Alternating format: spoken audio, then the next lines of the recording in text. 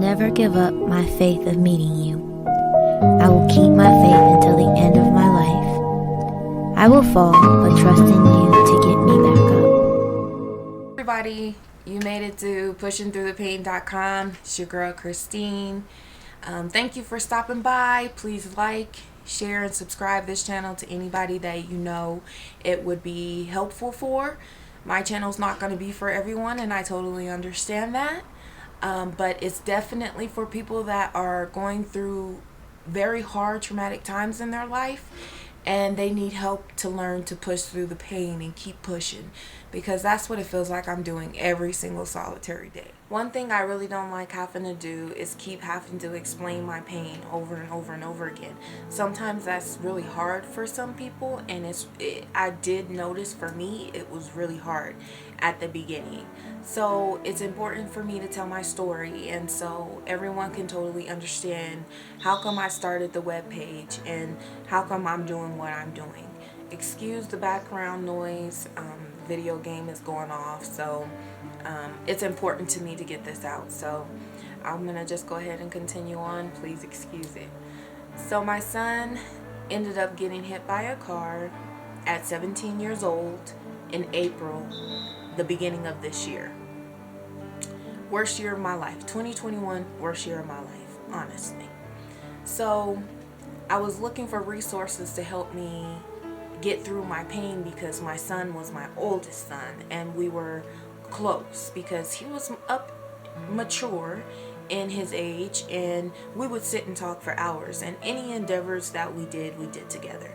When I was driving Uber and DoorDash, he was right next to me. When I had a business prior to this called Peacefully For Me, and I had an e-commerce store and things like that, and he helped me with all of that. So I had a YouTube channel, and I had different things going on in the YouTube channel, and he would help me with that.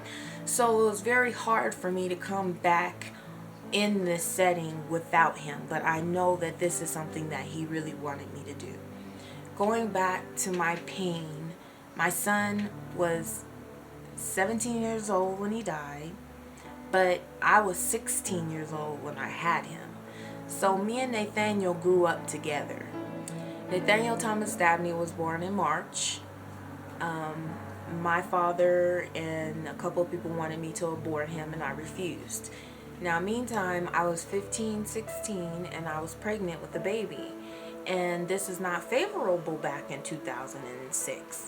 So I continued to go to school, but I was treated like I was a bit of a disease, because girls were not getting pregnant at that time and staying in school. So I stayed in school, and I hid him for as long as I can until I was about 8 months. So I had him 17 years. Fast forward, he dies in a car accident. He was at his friend's house. If you look on my blog, I'm definitely going to do a blog for his friend, because he was with his best friend and his best friend's brother. And he ended up getting hit and died with his best friend's little brother, Jason. And he was only, I think he was only 8 or 9. And he had passed away with my son. Just devastating, just devastating. And they were just going out and getting him a cheeseburger. You know, nothing exciting, nothing new. He was actually going to go to prom. And I had gave him $20 to go to prom. And the night that he went to stay the night at his friend's house, he came upstairs and said, "Mom, I'm not going to prom. Here's your money back." And I said, "No, baby, you keep the money. You might need it if you change your mind and you want to go to prom. You know, you still have the money." Well, he ended up going to go try to get a cheeseburger with the money. So he was just being a typical regular teen. And for me, this was devastating, because Nathaniel was my right-hand man. He helped me with everything I needed done. He was right there. I would be stressed out, and he'd say, "Mom, what do you need? Mom, what do you need?" So I kind of feel like he was stolen from me. I feel like he was taken from me. I don't blame anyone, even though you go through that.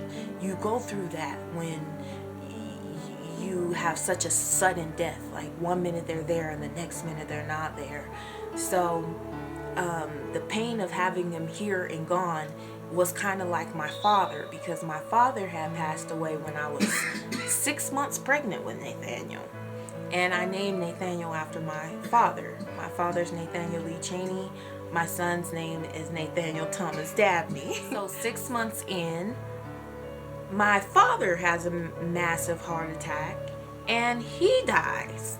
And boy, if it wasn't for my school counselor at Hinckley High School, I wouldn't have made it through pregnant with Nathaniel and still being able to go to high school, got a college degree. I just kind of did things a little differently from everybody. I kind of went to high school and was going to college at the same time, got my little nursing degree, and then went to college and got my college degree.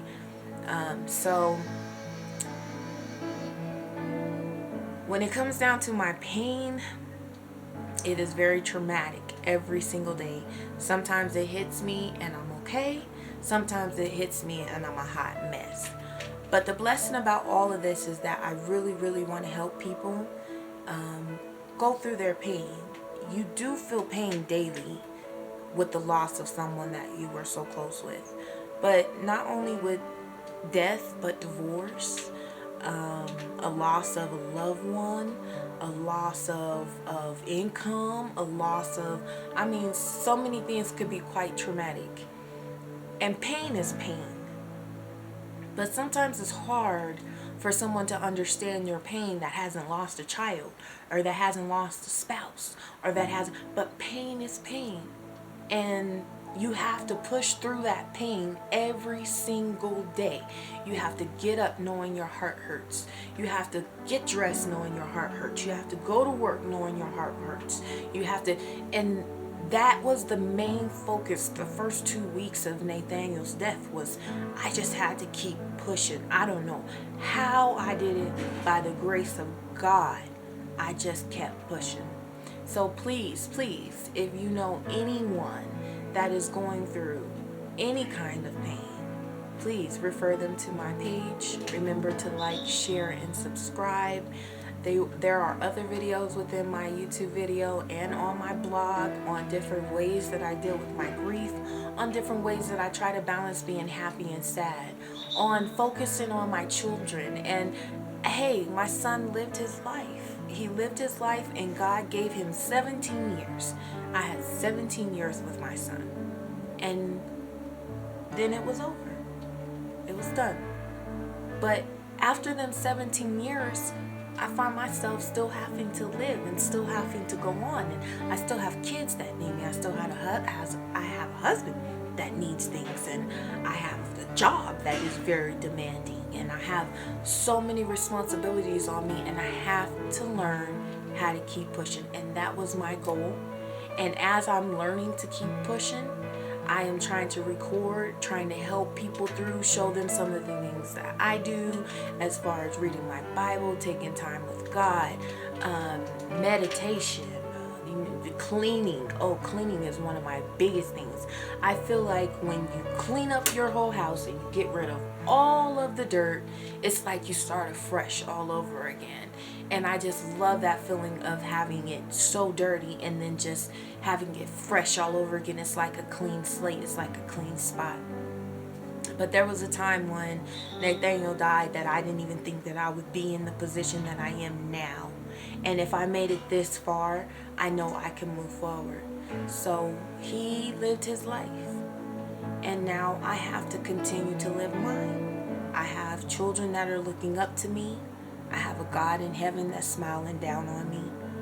And I hope by the end of you leaving any video or any website or anything that I do, that you too will have the hope and the love and the encouragement to keep pushing through your pain. Thanks. God bless you.